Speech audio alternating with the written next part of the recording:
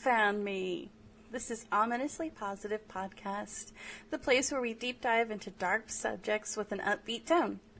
I won't ever hit you with anything graphic without a warning, so feel free to listen without fear. I am your autistic and OCD host, Merriweather.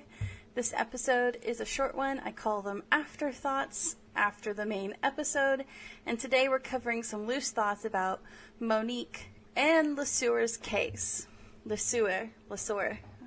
Her name is French, I believe, but I'm probably butchering that. Sorry, everybody, French.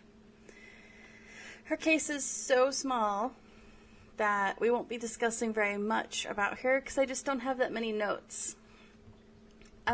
So what else we'll be talking about tonight is my adventures at Crimecon virtual and maybe some updates about personal news because I think some of you guys like that.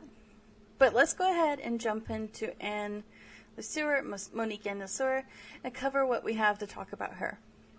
So her case isn't getting as much traction as I hope for. In contrast, like the Delphi write-up has like 5K views, but Monique only has about 170 views. I really want to keep getting her going because I really feel like she deserves it. So if you've got a chance, take a moment to share Monique's episode from my podcast on your social media, or just something about her, anything at all, an article, anything would be great. Maybe you know someone who likes true crime, and hopefully then they'll share it as well, and it'll just kind of like snowball effect.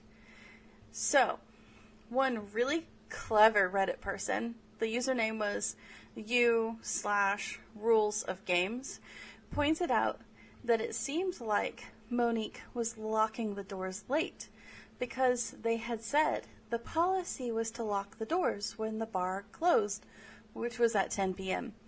But the coworker phone call supposedly took place around 1:15 a.m. where she then indicated she was locking the doors. We have no way of knowing if this is a misquote or if there's an actual gap of time here. I tried to research this a little more, and I didn't get very far with it. So here's the quote I got from the newspaper. Monique spoke on the phone to a coworker about 1:15 a.m., according to the motel owner, Dick Sontag. The last time anyone talked to her was on the phone, he said. She indicated that she was locking the doors. Not that she did lock the doors, but indicated that she was locking the doors. Interestingly that he said that. This was from the Daily Gazette on the title's called The Cold Case Files from September 9th of 2009. So I double checked it and reread through all my stuff, and it was company policy to lock the doors around 10 p.m. Interestingly enough, though, Monique's shift started around 11 p.m. So what does that mean? Would that mean that why would Monique be the one to lock up then? Wouldn't that mean that the bar was already closed, so she wouldn't have to lock all that stuff up? Or does that mean she was waiting on workers to finish up in there and then she'd have to go lock up? Did she have work to do in there? Were they actually lax about like the time they locked the doors for real?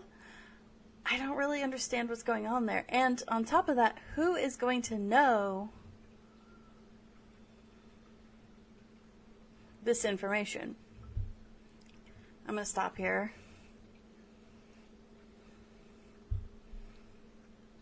No, I'm not going to stop here. I'm going to keep going. I had tried to record this on video and I've just failed. I really need to buy a dedicated video camera for this because using my phone is not working out. It's always like maximum file reached. So I just need a dedicated filming camera. Anyway, I'm going to go ahead and get back into the podcast. I'm not going to let that derail it. So she talked to a coworker at 1:15 a.m. Then she misses a call about 5 a.m. from her manager for a check-in. And then 30 minutes to an hour after that, she's found by a maintenance worker or maintenance workers in the kitchen. Again, Dick Sontag said, the doors, and this is a quote, the doors have been locked. So, I assume he means the doors to the whole building and not necessarily just the kitchen, although it kind of reads onto itself like he meant the kitchen, but I think he means the whole building. Also, according to Dick Sontag, the only safety systems that were in place were a camera and a panic button at the front desk. So it seems to me, this is just personal opinion here at this point, it kind of seems to me like somebody had to know where Monique was after the doors were locked, and they probably had to be inside, right? Unless they're lying about the door locking situation. So, I assume she followed a routine and she went through a checklist of all the things that she would do in an evening and was probably at a particular location. I mean, I would assume that's typically how those kind of jobs work. I know Monique's family thinks this murder was done by a stranger, but I personally don't feel like this is true. I feel like Monique was a really stunning person. She's just beautiful and she makes friends. So just all around like a diamond kind of person. Very unique and rare. And I feel like the attack was so intimate. It's blunt force trauma and then strangling. It just seems like a very intimate thing. It doesn't feel like a break-in to just take money kind of a thing. And the police don't even think that robbery was a motive for the crime. So what was the motive then? I think we can look into personal type motives, in my opinion. But that's just me. And I also wanted to make a quick correction on my work. Monique is one of two similar names, but they're two different cases. And the third that I was talking about, I don't think that was a case at all. I think that was me messing up my own notes. I think I meant to say that there's two people with similar names. They both have true crime cases, and they both have variant spellings of their names. So the one is Monique and LaSuer, 26-year-old female from 2000s Colorado, whom we are talking about. And then the other similar name was Melissa LaSuer, 35-year-old female from 2007 Texas. And I think that's pretty much all I've got to say on this case. I really hope her killer is caught. I currently sent in 2 tips on this case. If anything comes of it, I will let you know if I can. And I also contacted one of the organizations that has active activism for Monique, and I let them know about the DNA databank that takes donations to help solve crimes in the future, in hopes that maybe somebody who's interested in her case, like her family, would donate their DNA, or her DNA even, to just put it in there for possible future sciences to solve. But yeah, that's all we've got. So let's talk about Crimecon. Crimecon. I got the tickets for the virtual at the last possible second. Pardon me. I kept going back and forth on if I actually wanted those tickets or not, and I'm so glad I went for it. Crimecon is an event that focuses on everything to do with true crime. Podcasters, professionals, families wanting to tell stories, and lots of those kind of people go to this event. This year's virtual option was poppin'. It was highly organized, easy to participate in. It was above and beyond what I would expect for a virtual. I was even able to interview really amazing people like Gil from the Night Stalker, or the guy that caught the Night Stalker.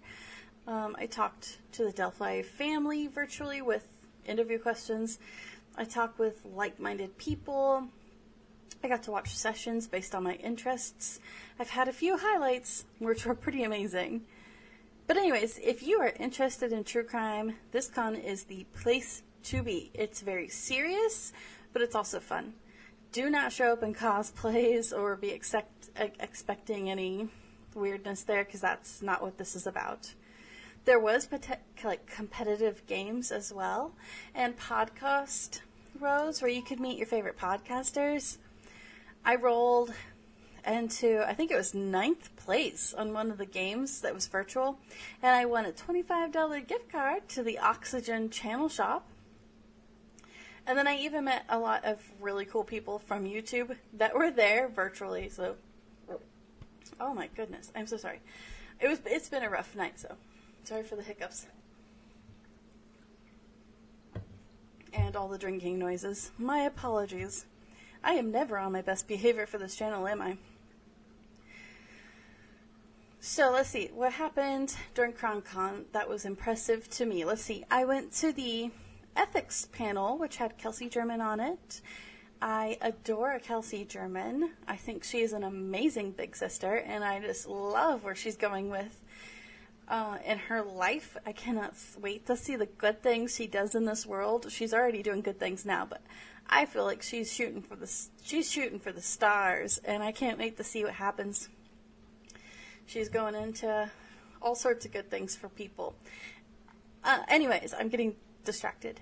So the panel on ethics was really cool because it was talking about ethics and true crime, and it was really impactful to me. Basically, it discussed what is and isn't okay when it comes to true crime content creation. Basically boiling it down to intent plus cause.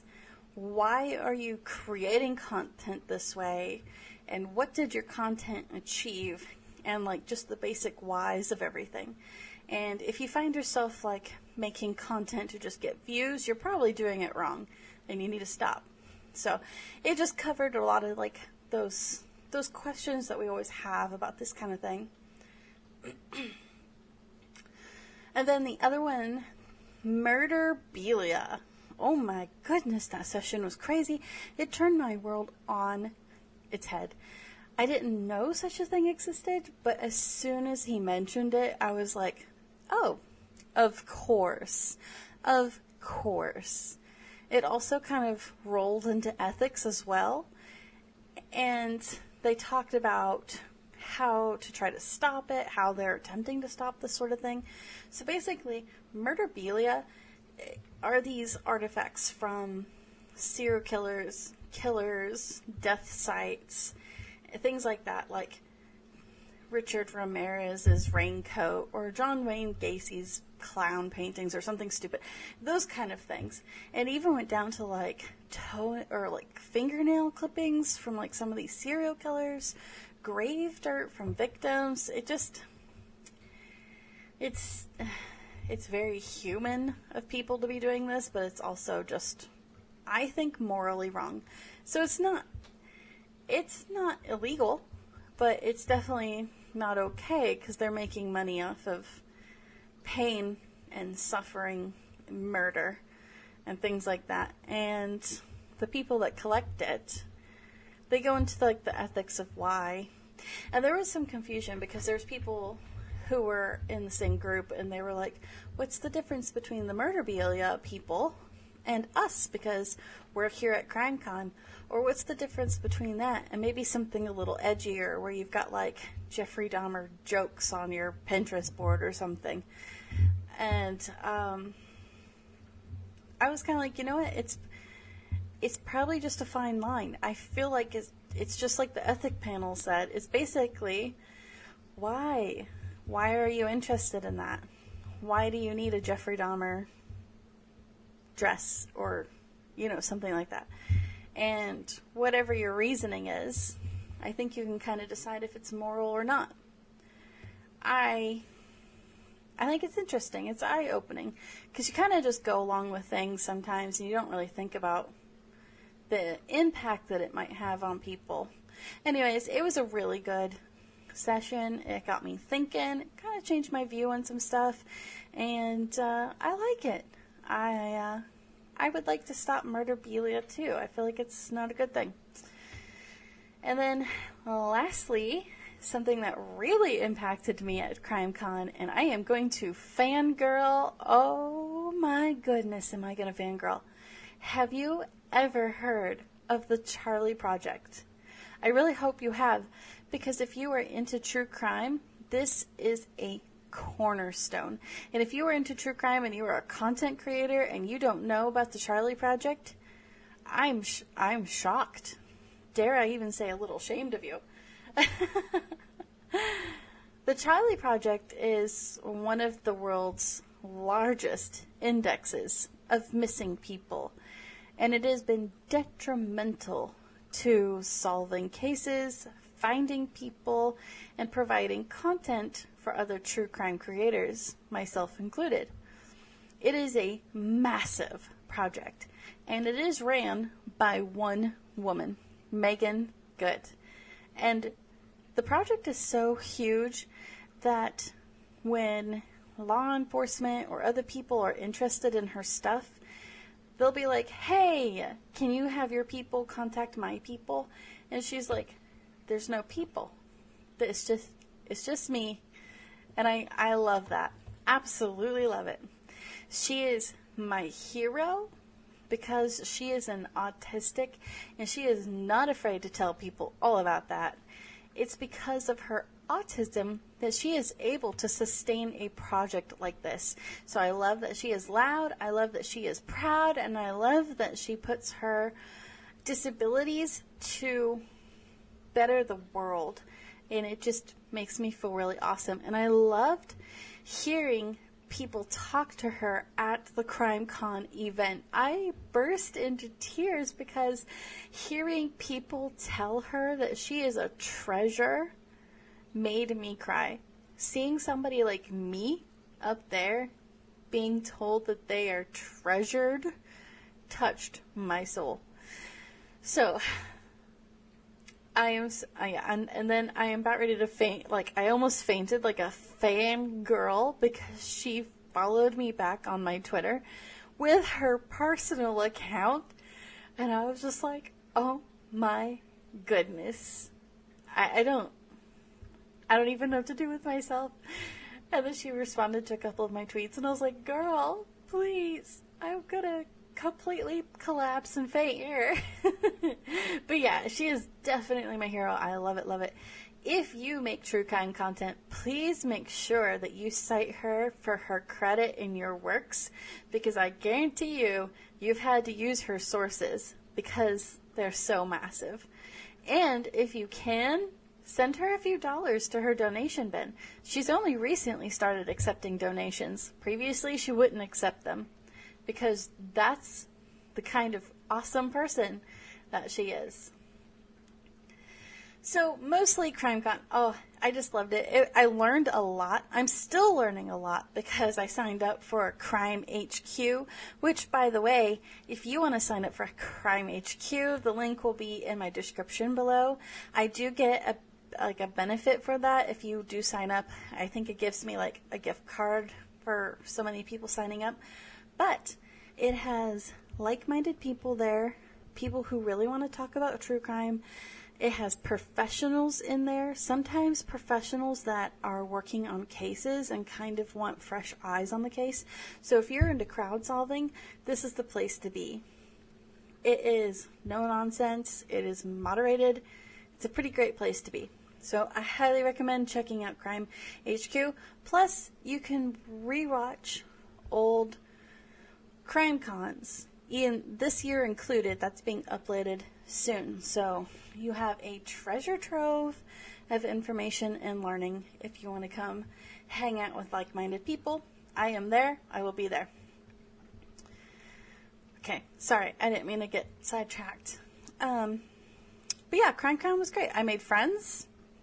My legs got so swollen because I sat still for like 3 days straight. I was so absorbed I couldn't leave sessions. And I rarely drink, but I guess this weekend I was like, yeah, White Claws. That sounds like it's going to be a great idea. So I drank those all weekend. And then I felt like crap, but I was too autistic to realize that I was actually like hungover. So my brain was just telling me that, yeah, I'm probably dying, but obviously I survived my hangover. I'm here. So, yeah. I think that's about it for this episode. Unless you want to hear about how they fixed my tooth. It was pretty simple. Just found a dentist that wasn't a weirdo. They fixed it really easily. It was just a cavity. And now I can jabber on and on and on about everything I love. In weird news, I built a miniature shrine to unsolved crimes and even purchased a tiny urn for it. So things have been going good. I hope things are going good for you too. I was trying to test out some visuals. I was trying to film again. That didn't work out. My cell phone just doesn't have enough storage on it to do really long videos anymore. And it doesn't matter how many times I clear out this dang cell phone. I just never have room. And I even got one I thought had a bigger storage, but I guess not. So I really just need to buy a dedicated camera for this and try to film that way. But it is what it be. Also, I don't know if you noticed, but I am starting to get into like a bit of a schedule. Kind of looks like I'll be uploading on the last Friday of the month. And then I want to try to start doing more of my Dreamscape videos. And then, of course, these after episodes, we've been kind of getting into that too. So we're starting to get into a rhythm, guys, and I'm really liking it. My podcast is doing decently, and I really, really appreciate that. So thank you, guys. And please don't forget to like, comment, share, sign up for all the stuff, hit all the buttons or whatever, push random buttons until we're friends. Yeah. Next time, I think we'll be rewriting one of my very first write-ups, because I think it could be done better, and I'll be doing a podcast on them. So I cannot wait to see you next time. This is Mary. Bye, bye, bye. Mwah. Mary out. Or